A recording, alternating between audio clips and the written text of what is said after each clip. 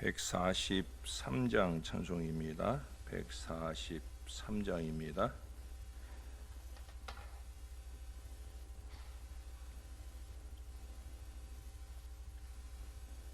웬 말인가 날 위하여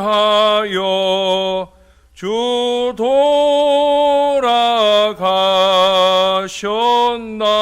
돌아가셨나. 이 벌레 같은 날 위해 큰해 받으셨나. 내 지은 죄 다 지시고 못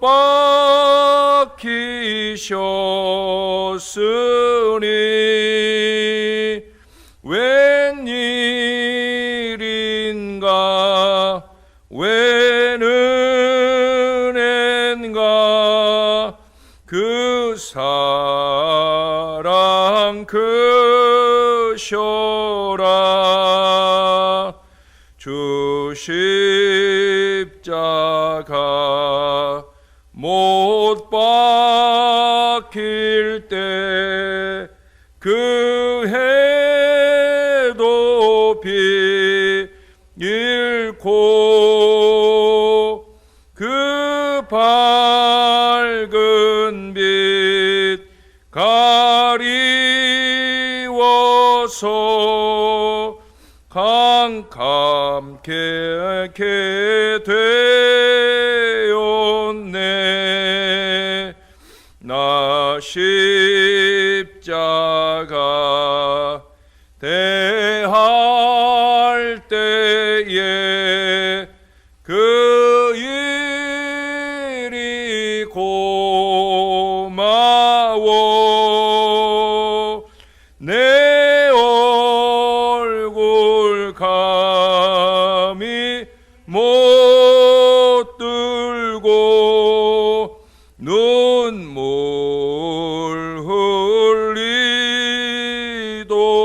흘리도다.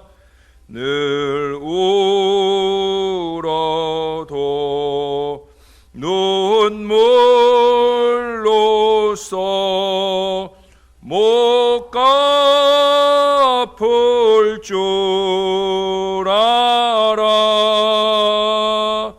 몸 밖에 드릴 것 없어.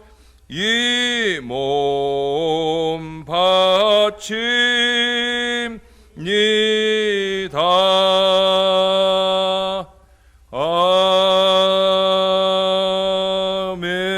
아멘. 그 다음 찬송 한 장 더 합니다. 144장 찬송입니다. 예수 나를 위하여 십자가를 질 때 세상 죄를 지시고 고초 당하셨네.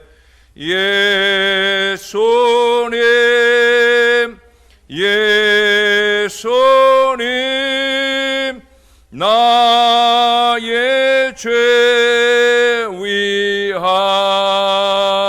위하여 보배 피를 흘리니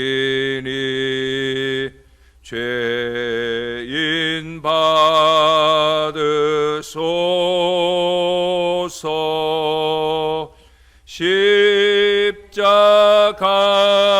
십자가를 지심은 무슨 죄가 있나. 저 무지 사람들 메시아 죽였네. 예수님 예수님 나의 죄 위하여 보배 피를 흘리니 죄인 받으소서. 비와 같이 붉은 죄 없느니 없네. 십자가의 공로로 눈과 같이 되네. 예수님 예수님 나의 죄 위하여 보배 피를 흘리니 죄인 받으소서. 아름답다 예수여 나의 좋은 친구. 예수 공로 아니면 영원 형벌 받네. 예수님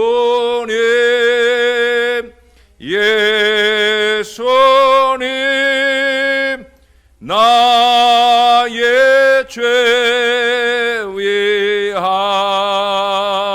위하여 보배 피를 흘리니 죄인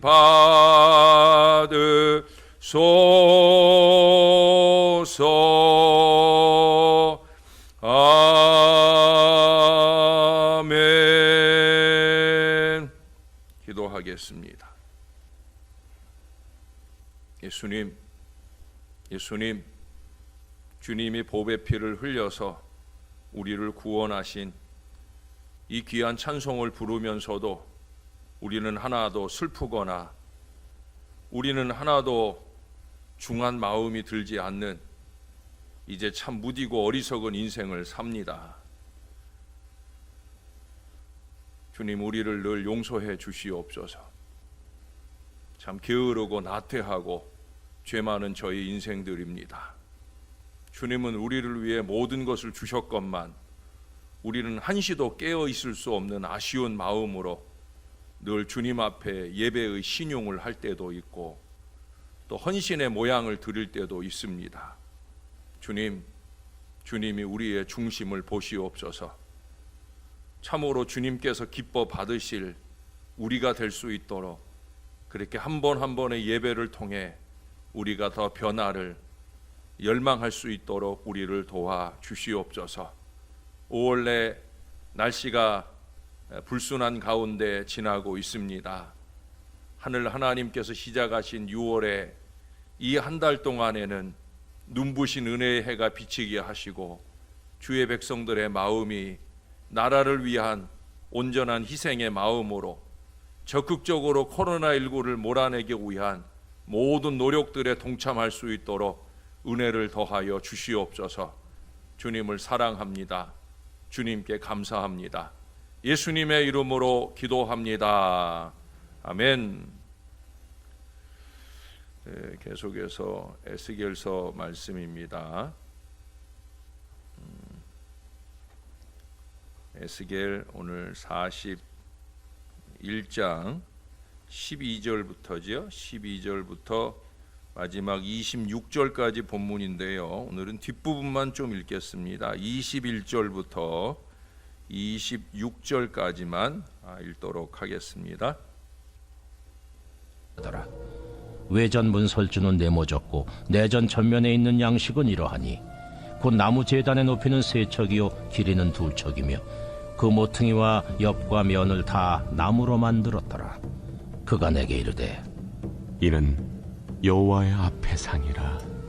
내전과 외전에 각기 문이 있는데 문마다 각기 두 문짝 곧 접는 두 문짝이 있어 이 문에 두 짝이요 저 문에 두 짝이며 이 성전문에 그룹과 종려나무를 새겼는데 벽에 있는 것과 같고 현관 앞에는 나무 디딤판이 있으며 현관 좌우편에는 닫힌 창도 있고 종려나무도 새겨져 있고 성전의 골방과 디딤판도 그러하더라. 아멘. 1776년 미국 조지 워싱턴 장군의 군대가 펜실베니아주 포지 계곡에 주둔하고 있었습니다. 그 시기 이제 막바지 영국으로부터의 독립을 위한 힘겨운 전쟁을 하고 있을 때였어요. 그의 겨울은 몹시도 추웠습니다.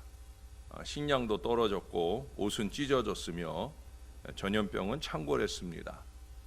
군인들은 추위와 굶주림과 질병에 속수무책이었습니다. 그때 워싱턴은 군인들을 향해서 다음과 같은 연설을 했어요. 여름철의 군인과 햇볕 날 때의 애국자는 아무 일도 하지 못한다. 고통과 역경의 밤을 극복한 사람들만이 이 민족을 구원할 수 있다. 희생의 피를 흘린 사람만이 새로운 역사를 써나갈 수 있다. 오늘 여러분의 땀과 눈물이 새로운 창조의 원동력이 될 것이다. 고난이 없는 평안한 상태의 군인, 태평성대의 나라 사랑을 부르짖는 애국자, 두 손 모으고 교회의 힘겨운 부흥의 몸부림을 외면하면서도 감히 믿음 있는 채 하는 교인은 절대 창조적인 일을 해낼 수가 없다는 거예요. 땀과 희생과 피를 쏟는 사람만이 존경을 받을 수 있다는 겁니다. 여러분, 그리스도의 부활은 편안한 곳에서 싹튼 것이 아니잖아요. 그리스도의 부활은 십자가의 고난에서 시작이 되었습니다. 예수님께서 쏟으신 그 붉은 피가 인류의 죄를 씻어낼 수 있었다라고 하는 거예요. 주님의 희생이 우리의 구원을 완성했다라는 거죠. 그래서 우리는 십자가 찬양, 고난의 찬양을 부를 때 남다른 마음일 수밖에 없는 거예요. 적어도 우리가 예수님의 십자가 보혈의 공로로 구원받았음을 아는 사람이라면 우리는 그 찬송을 절대로 허투게 부를 수가 없다라고 하는 거죠. 가사 하나하나 속에 우리의 신앙의 고백을 담을 수 있어야 된다는 거예요. 저는 40장부터 이어지는 이 성전을 가리켜서 하늘 성전이라고 제 나름으로 부릅니다. 세상에 있는 성전과 다른 모양의 하늘 성전의 모양들을 그려주고 있어요. 이 하늘 성전에 오늘 본문에 나오는 여러 모양들은 많은 상징적인 의미가 있습니다. 우리가 읽지 않은 앞부분에 특별히 16절 이하에 보면은 성전벽을 가린 널판지 얘기를 하는데 그 널판지에 종려나무와 두 얼굴의 그룹이 아름답게 새겨져 있어요. 마지막 26절에도 보면은 그 종려 그 나무도 새겨져 있고 성전의 골방과 디딤판도 그러하더라. 종려나무가 많이 그려져 있는데 오늘은 종려나무만 아니라 그룹의 두 얼굴의 그룹이 아름답게 새겨졌음을 18절에 말씀하지요. 이와 같은 장식은 솔로몬 성전에서도 볼 수가 있는데 여기 그룹이라고 하는 것은 천상의 존재를, 종려나무라고 하는 것은 지상의 존재를 상징합니다. 특별히 이 그룹의 두 얼굴 중 사람의 형상은 지혜를, 사자의 형상은 용기를 나타낸다고 합니다. 그러므로 모든 악을 이길 수 있는 근원이 바로 성전임을, 교회임을 우리에게 보여주는 거예요. 어제도 말씀드린 것처럼 교회는 우리 주님이 계시는 든든한 반석이기에 우리는 교회를 중심으로 승리의 역사를 써나갈 수 있다는 거예요. 도림교회는 그 도림교회 1층에 카페가 있는데 그 카페 이름이 더 웨이예요. 더 웨이, 길이라는 거죠. 어떤 길이냐? 그 목사님이 직접 저에게 교회 계단을 올라가면서 설명을 해주실 때 이 도림교회가 새 성전을 지으면서 목사님이 기도하는 중에 이 교회가 세상과 천상을 잇는 길이 되었으면 좋겠다. 그런 의미에서 그 1층의 카페를 길, 더 웨이라고 지어놓고 그곳이 세상 사람들과 교인들이 어울리는 장소이지만 결국 그곳을 통해서 세상 사람들이 천상의 존재가 되기를 소원하는 그 기도를 담으신다 하는 말씀을 제가 들은 적이 있습니다. 교회는 언제나 그런 곳이어야 합니다. 세상과 천상이 만나는 자리여야 하는데 세상이 지는 존재가 아니라 세상에 굴복하고 세상 사람들과 다른 모양을 가져가는 다르지 않은 모양을 갖춰가는 교회가 아니라 세상 사람들과는 다른 거룩한 승리의 공동체가 되어야 된다는 거예요. 아울러 여기에 장식된 여러 조각들의 아름다움을 통해 우리 신약 교회의 영적인 아름다움을 가시적으로 드러낸다고 할 것입니다. 제가 특별히 후반부의 말씀만 오늘 읽게 되었는데 이 부분을 특별히 더 강조하고픈 마음 때문입니다. 여기 지성소 앞에는 나무로 만든 작은 제단이 있다고 22절에 보니까 그 제단의 이름을 여호와 앞에 상이라고, 여호와의 앞에 상이라고 명명하고 있는 걸 봅니다. 원래 제단이라고 하는 것은 여러분 아시나 모르겠는데 그 성소 또 지성소 그 앞쪽에 성전 뜰이 있잖아요. 그 뜰에 노수로 커다란 놋제단을 만들어 두었어요. 왜 노수로 만들었냐면 거기에서 이제 제물을 태우거든요.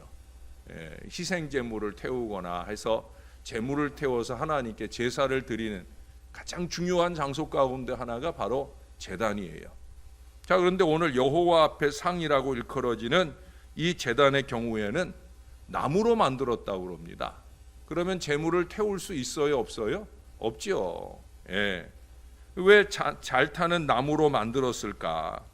이 제단을 통해 이 제단이 제물을 이 사실을 통해 이 제단이 제물을 태우는 장소라기보다는 바로 그리스도 십자가 희생을 상징한다고 보는 겁니다. 또한 이 제단을 상이라고 부르는 이유도 신약 시대에 이제 예수님께서 제정하신 그리스도의 살과 피를 먹는 성찬 예식을 염두에 둔 표현이라고 보여지는 겁니다. 결국 이 지성소 앞에 이 제단은 예수 그리스도의 속죄적 희생을 예표적으로 나타내 줍니다. 결국 예수 그리스도의 그 속죄적 희생, 지성소 앞에서의 희생을 통해서 우리가 잘 아는 대로 이제 성소의 휘장이 찢어지는 은혜가 임하게 되는 거잖아요. 그래서 그 다음 23절부터 뭘 얘기해요? 바로 내전과 외전의 이 사이에 들어가는 이 문 이야기를 하고 있어요. 내전과 외전의 문들을 통과해야 된다는 거예요. 이 사실은 하나님께 들어가기 위해서 반드시 문을 지나야 되는데 어떤 문을 지나가야 되겠습니까? 바로 예수 그리스도 생명의 문 대신 우리 주님, 그 주님을 통하여서만 우리는 하나님께로 들어갈 수 있다는 거죠. 예수 그리스도를 믿을 때만 구원을 얻으며 풍성한 양식을 소유할 수 있는 거예요. 그 믿음을 우리의 이 예배로 통하여 우리의 신앙의 여러 가지 모양을 통하여 우리가 주님 앞에 보여드려야 되는 거예요. 문으로 들어가지 않는 자는 절도요 강도에 불과하다고 요한복음 10장에서 말씀하고 있어요. 여러분, 제대로 문으로 좀 들어가야 됩니다. 또한 여기서 휘장에 대한 언급을 하지 않은 사실 좀 전에 말씀드린 그대로입니다. 이미 예수 그리스도의 희생을 통해서 이 성소의 휘장이 찢어졌어요.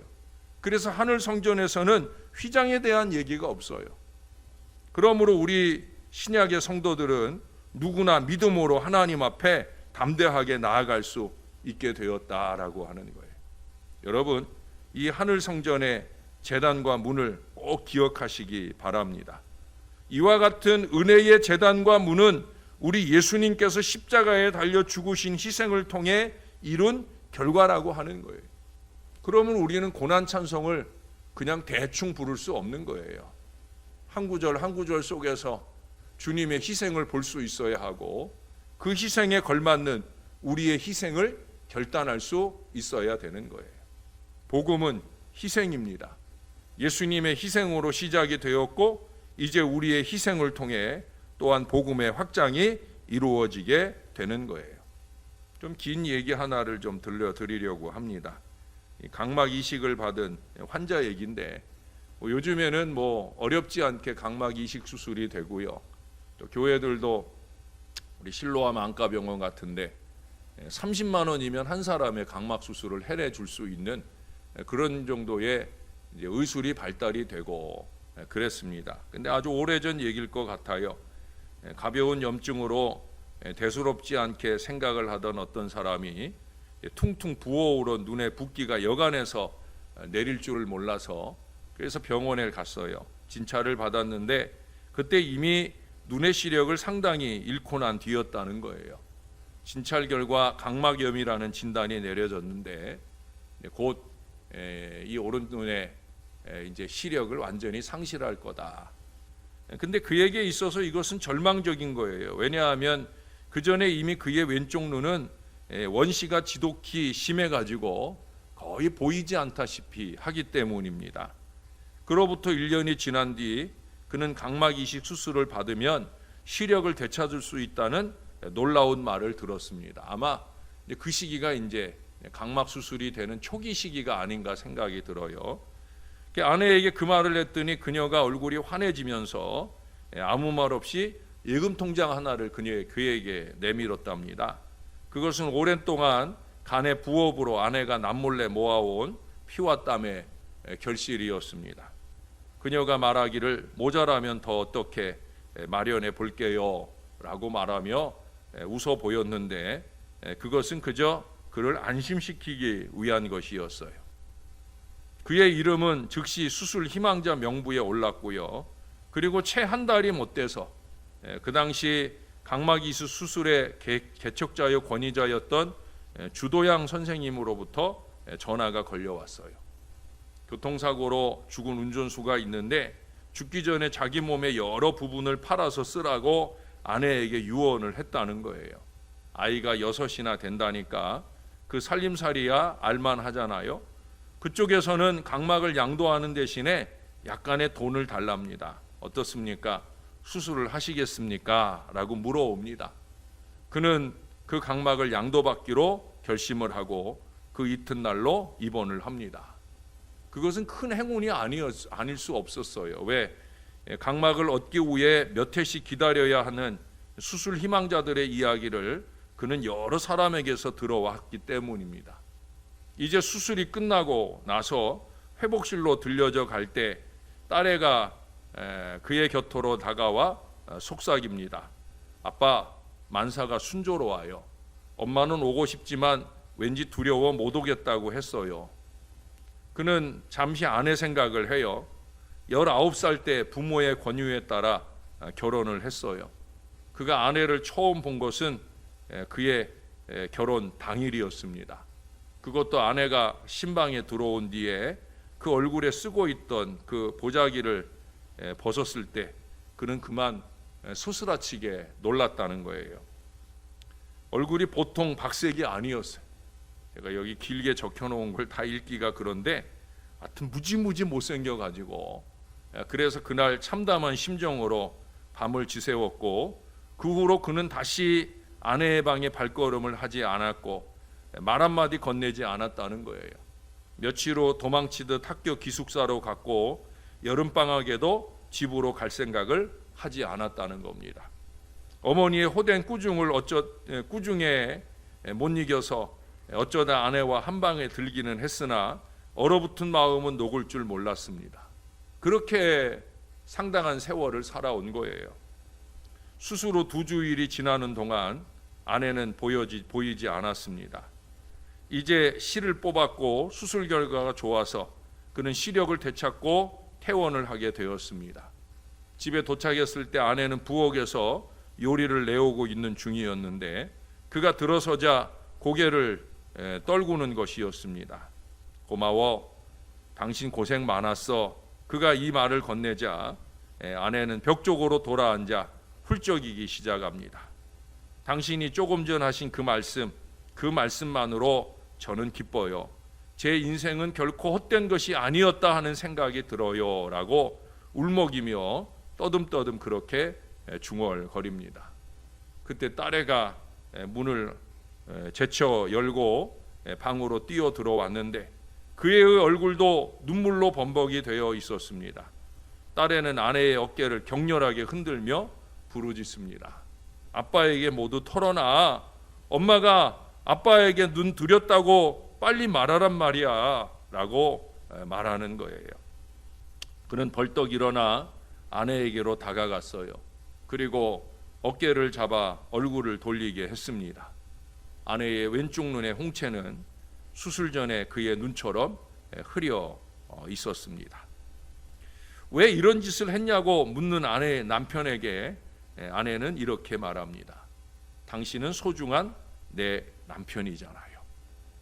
남편은 아내의 발 앞에 무릎을 꿇었습니다. 아침 시간에 좀 긴 이런 얘기를 해서 대단히 죄송한데 여러분, 우리는 예수님의 발 앞에 무릎 꿇을 수 있어야 합니다. 예수님은 당신의 전부를 우리 위해 희생하셨잖아요. 이유는 다른 데 있지 않아요. 그저 우리를 향하신 사랑 때문이었어요. 먼저는 하나님이 세상을 이처럼 사랑하신 그 사랑 때문이었고, 그 다음은 우리 한 사람 한 사람을 향한 우리 예수님의 구체적인 사랑 때문이었습니다. 사랑 때문에 희생했다는 거예요. 이제 우리의 차례입니다. 우리는 주님을 사랑한다고 늘 큰 소리 칩니다. 그럼 우리도 희생할 수 있어야 됩니다. 물론 여러분들은 새벽을 희생하고 새벽잠을 희생하고 주님 앞에 오신 소중한 분들입니다. 그러나 거기서 만족하면 안 되지요. 우리는 그 이상의 희생을 드릴 수 있어야 됩니다. 주님을 위해서, 세상을 위해서 주님이 열어놓으신 희생의 문을 들어가야 된다는 거예요. 아까 제가 굳이 하지 않아도 되는 말씀을 잠깐 드렸어요. 그게 뭐냐면, 문이 아닌 곳으로 들어가는 사람은 강도요 절도라고 하신 예수님의 말씀, 사실 오늘 설교에서는 별로 중요하지도 않은 얘기인데 제가 그 얘기를 잠깐 드렸어요. 여러분, 희생이 아닌 문으로 들어가는 그 어리석은 사람은 강도요 절대입니다. 우리는 주님의 희생을 본받아서 희생의 문으로 힘차게 들어가야 됩니다. 그것이 바로 십자가 백성의 길이기 때문에 그래요. 주님의 고난을 찬송하는 그 한 구절 한 구절이 가슴 절절히 다가오는 사람이라면 우리는 그에 못지않은 희생의 마음을 가지고 교회도 섬기고 세상도 섬겨야 합니다. 저와 여러분이 모쪼록 하늘 아버지의 귀한 사랑을 받은 하늘 성전의 백성들로서 이 십자가 희생의 문으로 기쁘게 들어가고 헌신하는 하나님의 십자가 백성들이 다 되어 주시기를 우리의 구주가 되시는 예수님의 이름으로 간절히 축원합니다. 기도하겠습니다. 좋으신 아버지, 우리를 위하여 아들 예수를 희생하여 내어 주시니 감사합니다. 우리 예수님 희생의 십자가 고난을 다 감당하시고 우리를 위하여 물과 피를 아낌없이 다 쏟아내 주신 것 감사합니다. 성령 하나님, 우리 부족한 인생들 가운데 십자가라고 하는 단어만 들어도 절절한 가슴의 울림으로 주님 앞에 무릎 꿇으며 한 구절 한 구절의 찬송을 정성 다해 부를 수 있는 뜨거운 마음을 우리 안에 더해 주셔서 감사합니다. 성령 충만한 주의 귀한 백성들이 되어 그처럼 주님의 십자가 희생을 가슴 절절히 기억하는 하나님 사람들 되게 하시고 주님이 원하는 희생의 문으로 우리 주님과 함께 걸어 들어갈 수 있게 도와 주시옵소서. 영원한 천국문 들어갈 사람이라면 하늘 성전에 열려놓으신 희생의 문도 기쁨으로 들어가게 도와주셔서 주님을 위하고 세상을 위하는 아름다운 희생의 십자가 질 수 있는 하나님 사람들 다 될 수 있도록 은혜를 베풀어 주시옵소서. 부족한 저희 인생들이 이 구약의 말씀을 통해 신약에 흐르는 은혜를 기억할 줄 알게 도와주시고 주님의 제단과 문을 기억할 때마다 우리도 주님처럼 그렇게 살 믿음의 결단이 늘 새롭게 세워질 수 있도록 도와주시옵소서. 6월을 시작합니다. 호국을 생각하는 이 한 달 내에 우리의 마음속에 나라 사랑의 마음도 뜨겁게 하시고 하나님께 영광을 올려드리게 도와주옵소서. 한 주간 말씀 준비와 기도에 집중하는 부족한 종의 걸음도 인도해 주시고 더 신령함으로 이 7월부터 9월까지의 모든 말씀을 정리해내는데 어려움 없도록 주님께서 크신 은혜로 동행하여 주시옵소서. 감사드립니다. 예수님의 이름으로 기도합니다. 아멘.